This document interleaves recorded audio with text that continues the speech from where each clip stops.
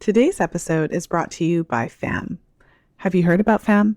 I've been running FAMM, the Fertility Awareness Mastery Mentorship Program, for a couple of years now. It's a mentorship program specifically designed for women's health professionals looking to use the menstrual cycle as a diagnostic tool with their clients. Not only does FAMM prepare you to teach fertility awareness to your clients, but by combining the science with the practical application of charting, it allows you to support your clients by monitoring their fifth vital sign in a standardized way. Enrollment for FAMM only opens once per year. Head over to fertilityfriday.com/FAMMlive to join the waiting list and be the first to know when early bird registration opens for next year's class of 2024. That's fertilityfriday.com/FAMMlive. This is the Fertility Friday podcast, episode number 477.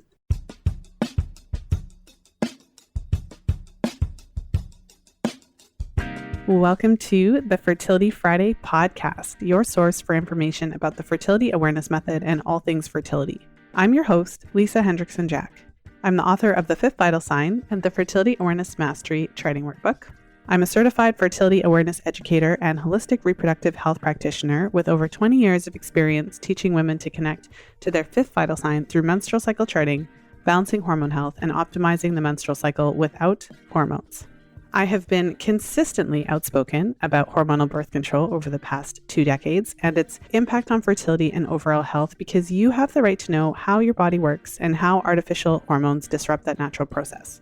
I teach women's health professionals how to utilize the menstrual cycle as a vital sign in their practices, and I host live coaching programs to help you achieve optimal fertility and health because it's important to have healthy menstrual cycles regardless of whether or not you want to have babies. I'm also a wife and mother of 2 beautiful boys and a brand new baby girl.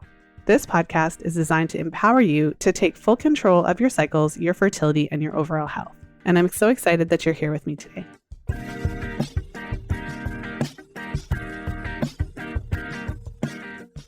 As a follow-up to last week's episode with Holly Griggs-Ball, all about feminism and the pill and that interesting topic of is it anti-feminist to question the pill?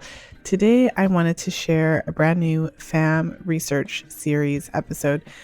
And today we are focusing on the level of dissatisfaction that women often experience on the pill. So without further ado, let's go ahead and jump right into today's episode.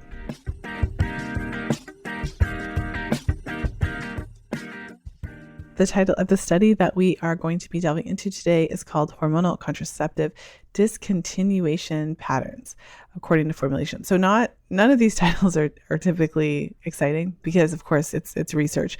But essentially what they're looking at is they're looking at the different types of contraception and the women that were taking them and how many of them are essentially still on the contraception, after a certain period of time. And I think that these kinds of studies are interesting because it gives us some insight into how many women come off of them in a short period of time. And I think it raises a number of important questions if a fairly significant percentage of women are so dissatisfied with their experience on hormonal contraceptives that they come off of them regularly.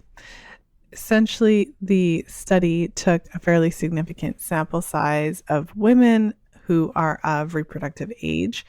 And in their sample, they included women who were between the ages of 15 and 40.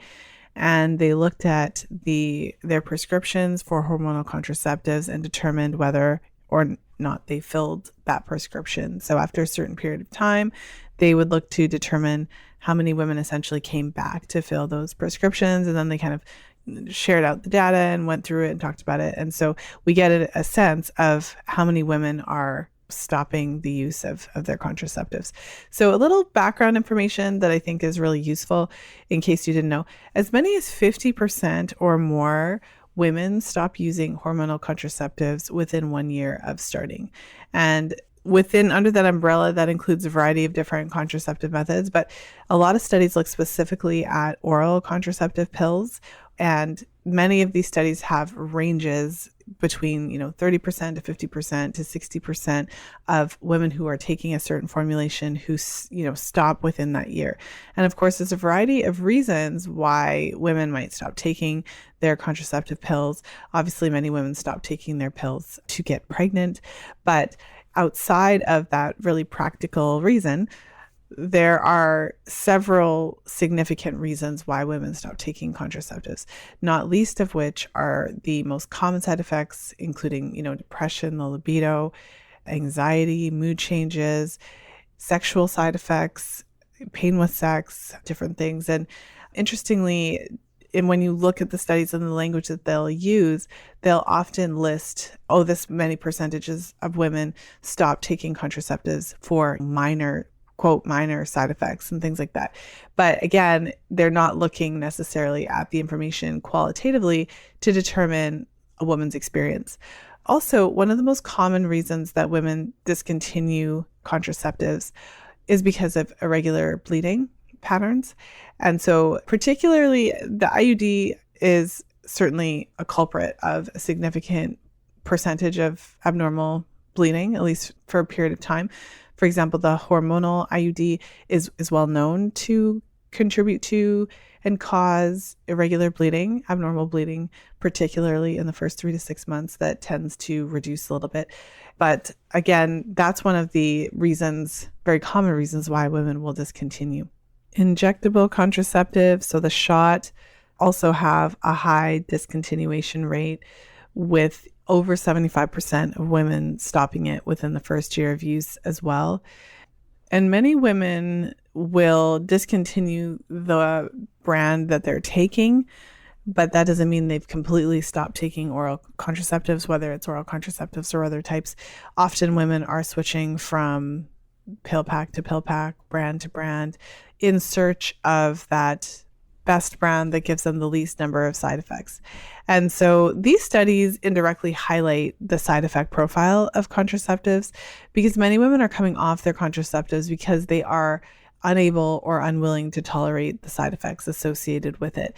And it's interesting, again, when you look at these studies, because they're not necessarily being done to get a better understanding of what's happening with these women and a better grasp of their complaints and concerns. They're not doing these studies to try to make the drugs better so that they're more tolerable for these women. They're often doing these surveys to figure out what are the reasons that they are discontinuing, so that they can improve their message delivery system to increase compliance. So they're not really concerned that the women have these problems. They're more trying to gather this information so that they can just get more women to stay on it longer.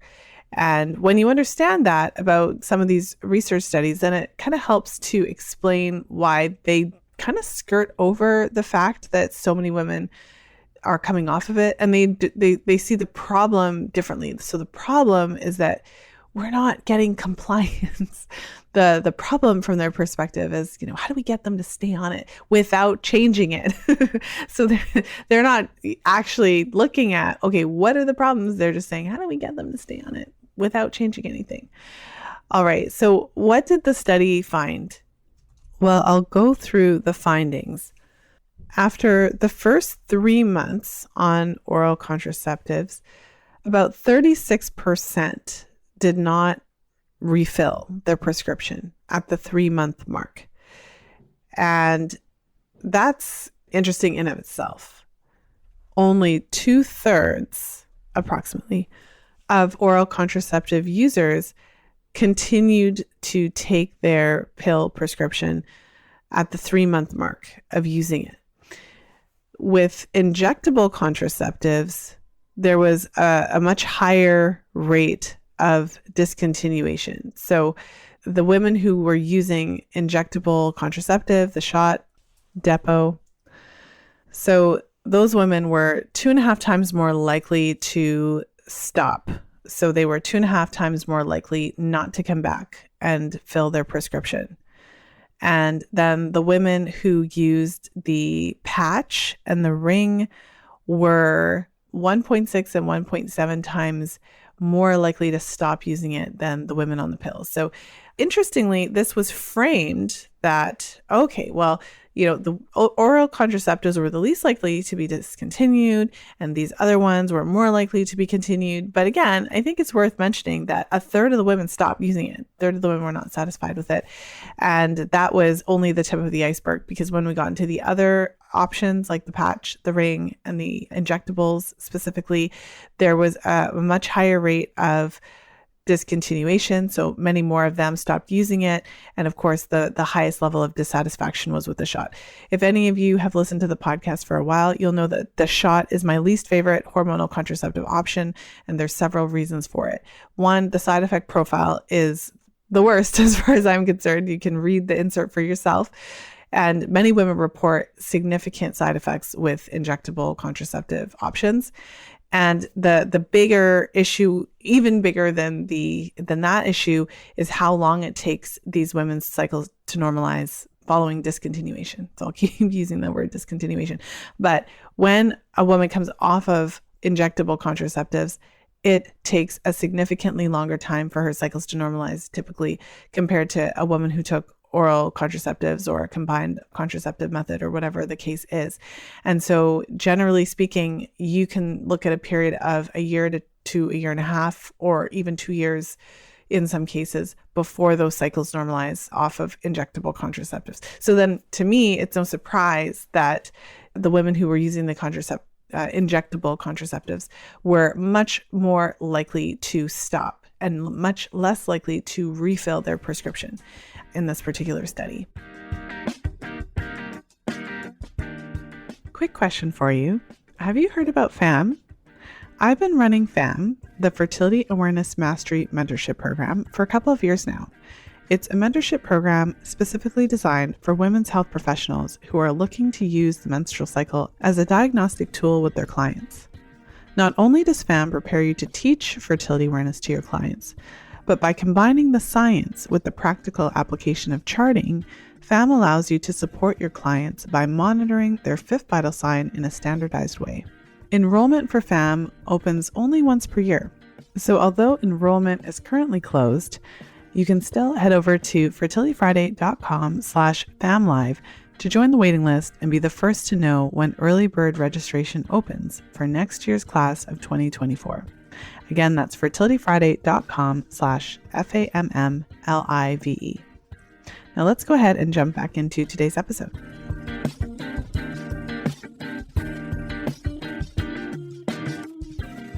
There were a couple interesting stats that the researchers cited toward the beginning of the study.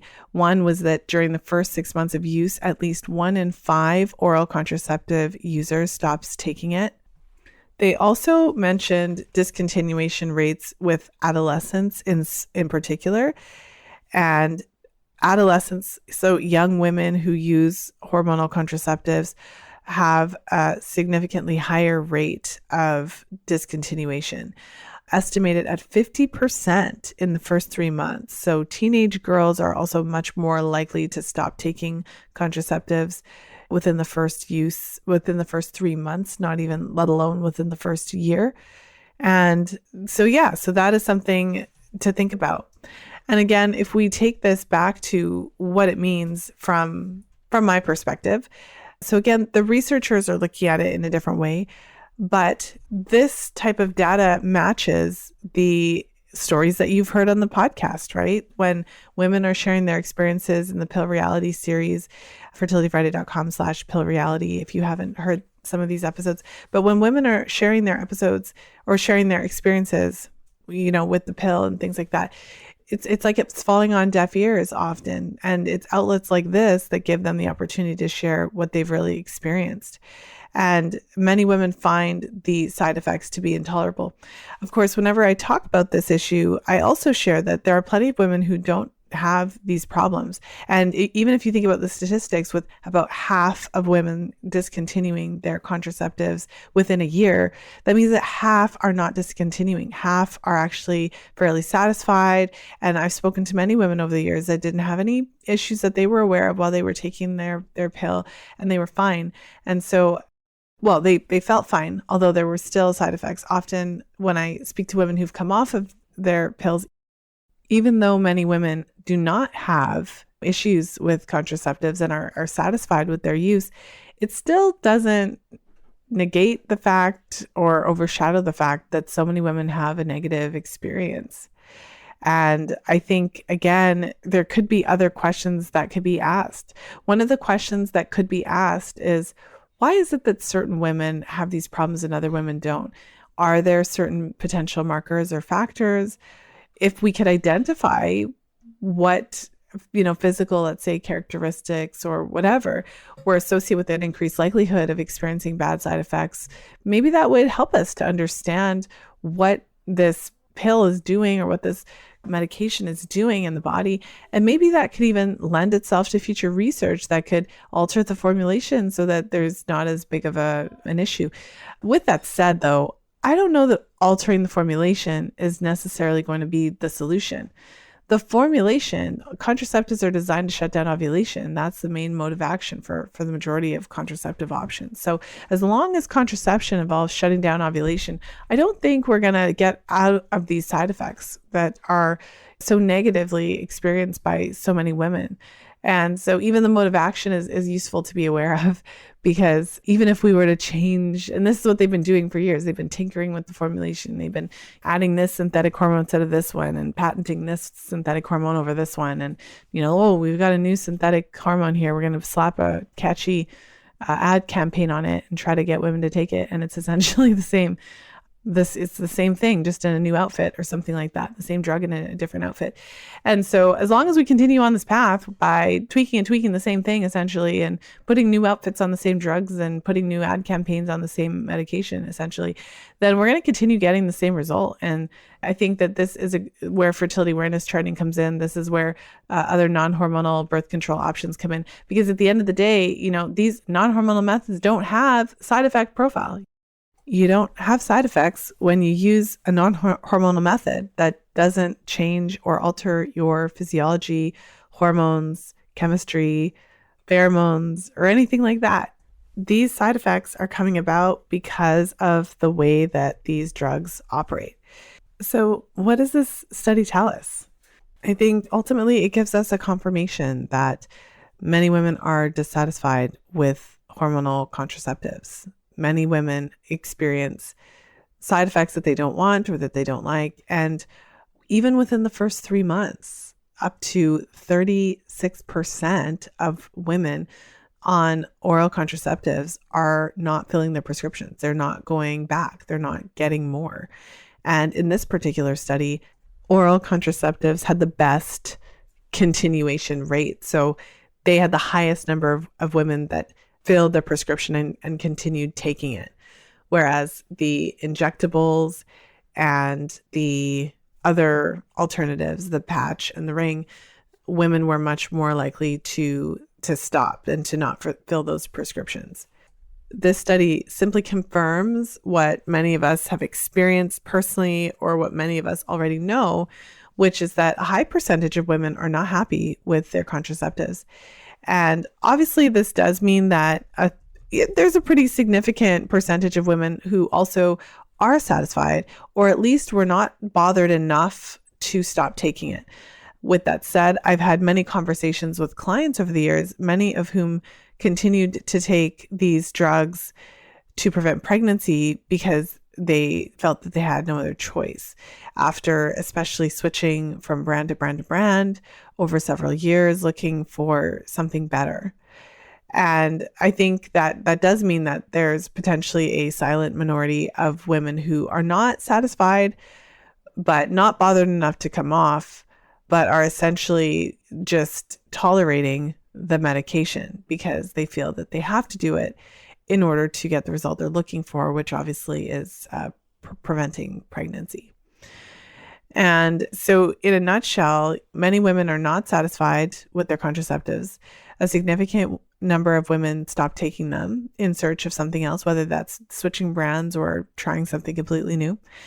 And it also normalizes it because it's extremely common then for women to have these issues. If you were in the situation, or maybe you tuned into this episode and you personally had, whether it's switch from brand to brand to brand, or had a really difficult time with the hormones and couldn't really find one that didn't make you feel not great. So it's useful to know that you're not the only one. It's useful to know that it's actually quite common. Also, it's worth thinking about the broader context of the study. Right there in the conclusions related to the study was a comment that identifying the factors related to, I'm paraphrasing, coming off of contraceptives could help management, it says, may inform management and improve adherence. And again, the focus of the research is, I can't stress this enough, it is not on the woman and improving her experience. It is on the provider and improving their experience, helping them to be more effective at prescribing and improving a woman's likelihood of staying on the medication.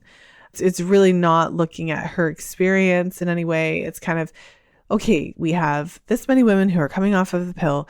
Our main objective is to help them to minimize their chance of unplanned pregnancies. So how do we keep more of them on the drug? And it's, my brain works interestingly, but if you picture, all these people in the room, like, okay, so how are we gonna get these women to, it's interesting because it would have to be a situation where none of them are actually saying, well, how about we improve the drug to make it better so that fewer women have side effects and then they won't be as unhappy with, right? Like that's not, there's no one is making that suggestion. It's more just like, okay, so let's figure out like what these issues are so we could just get more women to stay on it. Like let's try to do as much research as we can on all these different topics other than actually determining why women are dissatisfied and improving the actual medication to make it better to make it a better experience for women. Not that we just need to change our messaging and we need anyways. So I find this whole thing to be really interesting, and that should also be an important takeaway of the study as well. And so what do we do? It comes as no surprise that I think that the study also shows us that we do need better contraceptive options for women. We need to be asking better questions. We need to be involving women in these discussions and actually listening to what their experiences are, validating their experiences and thinking, how could we make their experiences better? And instead of just looking at this as a problem with these women who are just discontinuing their medications early, why don't we look at it as a problem with the drug and how could we improve the drug itself? With that said, as long as hormonal contraceptives rely on those three primary modes of action, suppressing ovulation, drying up cervical mucus, thinning the endometrial lining, as long as these methods are altering the body in such a way to prevent pregnancy, I don't know how you're going to create a formulation that doesn't have any side effects. There would always be side effects. The question would be how severe, how significant. And so certainly there's an argument here to be made for women, especially for the women who are unsatisfied. Because again, I just need to stress that all of the women are not unsatisfied.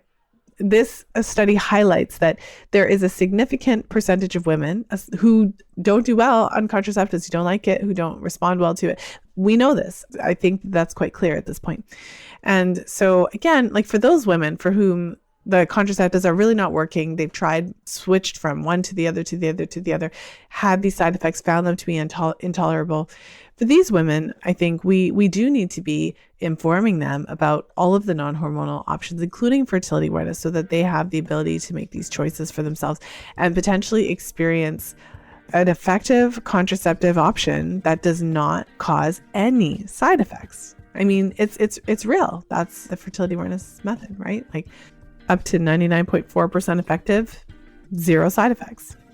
And as I always say, I don't think fertility awareness is for everybody. I think that there's plenty of women for whom, for one reason or another, this method isn't going to be the best option for them.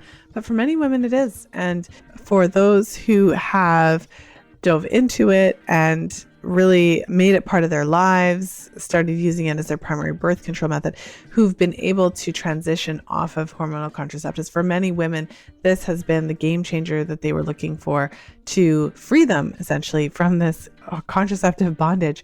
And again, I stress that my comments are, at least in this context, intended for women who really just didn't do well on it, who really did fall into that category of having the side effects that were pretty intolerable or undesirable. So with that said, I hope that you enjoyed today's episode. If you are wanting to take a peek at the abstract for the research study that we talked about in today's episode, you can head over to fertilityfriday.com/477. If you've been enjoying the FAMM Research Series, you'll find the full list of episodes over at fertilityfriday.com/research. And with that said, I hope you have a wonderful weekend, whenever you're tuning into the show. And of course, as always, until next time, be well and happy treading.